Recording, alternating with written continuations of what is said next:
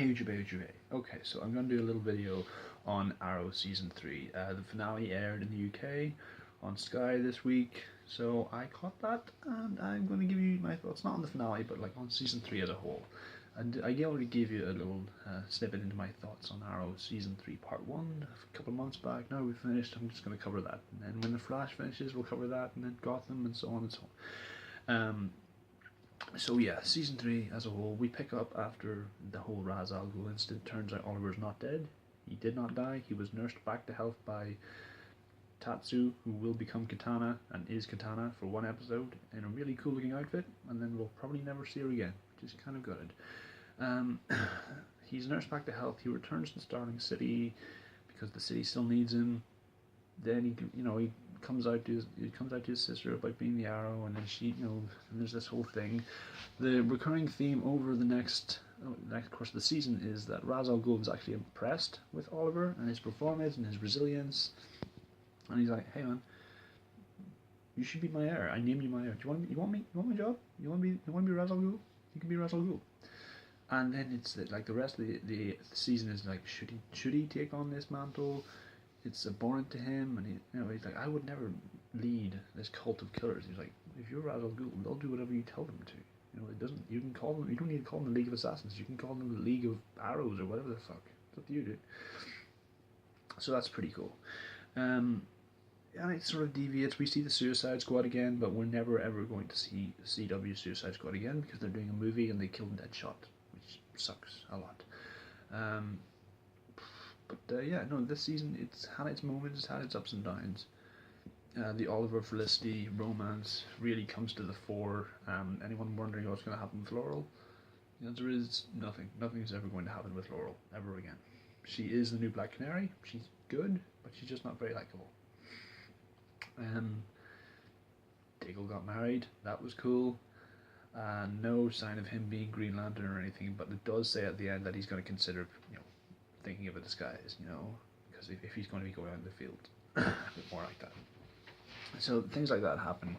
It ultimately culminates with the Flash being used as a Deus Ex Machina and getting the gang out of Nanda Parbat prison and stopping Ra's al Ghul from unleashing a biochemical weapon in Starling, so that he can, it's like a rite of passage to be Ra's al Ghul. You have to destroy your homes. You have no connections to your old life in order to be who you must be, which is, I can get the logic behind that. The flashbacks in this season have been kind of woeful. It's all about his time in Hong Kong with the family of one of the guys in the League of Assassins, Maseo, and his wife, who will become Katana. It is Katana for one episode only.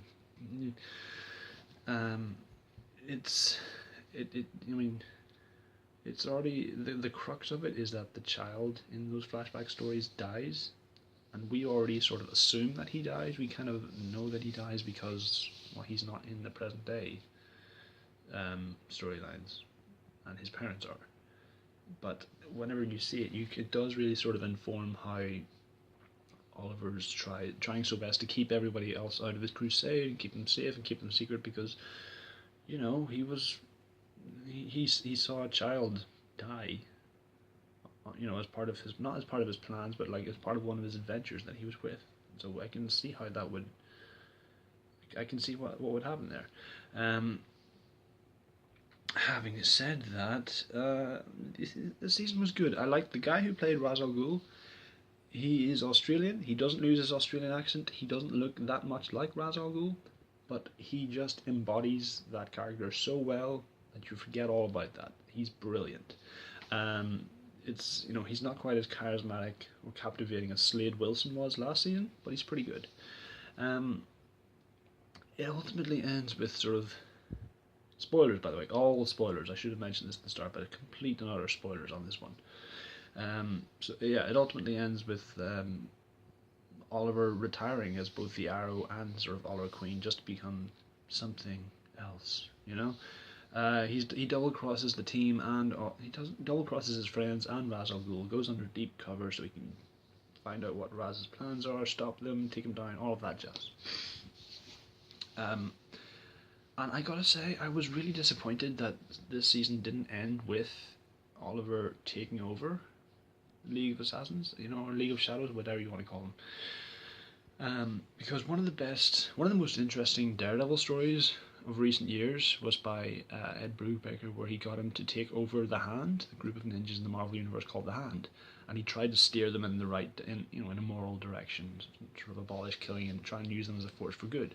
I would have loved to have seen a season with, the Arrow leading the League of Assassins, League of Shadows, whatever you want to call them. For a force for good for a whole season, and then it's like, should he be doing this? Can we try and talk him out of it? Is he going down a dark? Is this his dark side? I would love to watch that. Turns out it was all a massive double cross. He stops the League of them. Okay, he stops them. He kills Ra's al Ghul, takes Ra's al Ghul's ring, and Ra's al Ghul's like, yeah, I knew I was right about you, kid. And he takes the ring, and that makes him the new Ra's al Ghul. But as a reward and as part of the bargain for Malcolm Merlyn's help with the infiltration and usurping of Ra's al Ghul, Malcolm Merlyn is now Ra's al Ghul, which isn't a great idea. It makes for a lot of interesting future stories, but it's kind of hard to believe. Oliver does say, look, this depends. Malcolm says, like, are we enemies again then, Oliver? And Malcolm goes, well, that depends what you do with your end of the bargain. And we cut out and we see him and Nanda Parbat with the ring, with the robes, with all the ninjas kneeling towards him, like, oh, okay, this is interesting, this is going somewhere. So that's good. It's not all rosy at the end.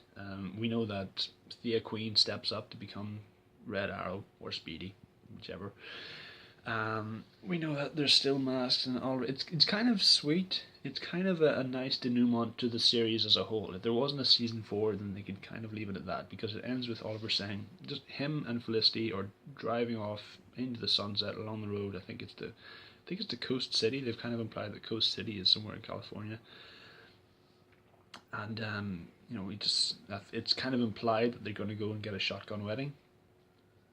And he says, yeah, he just sort of turns almost to the camera and goes, I'm happy. Can I say something strange? I'm happy. And that's good, because we've seen this guy go through the ringer for the past 3 seasons, and he's so gruff, and he's so tense and serious, and it's nice to see him get what he deserves. Like, he's so unburdened by this. He's happy enough, and he trusts his friends enough to take over for him, and he can be something else. He doesn't need to be Oliver Queen, playboy and businessman. He doesn't need to be the Arrow or the Green Arrow or the Hood anymore. He's done, and that's a nice ending to the season. I don't know how they're going to get him back in the suit. That'll be interesting to see.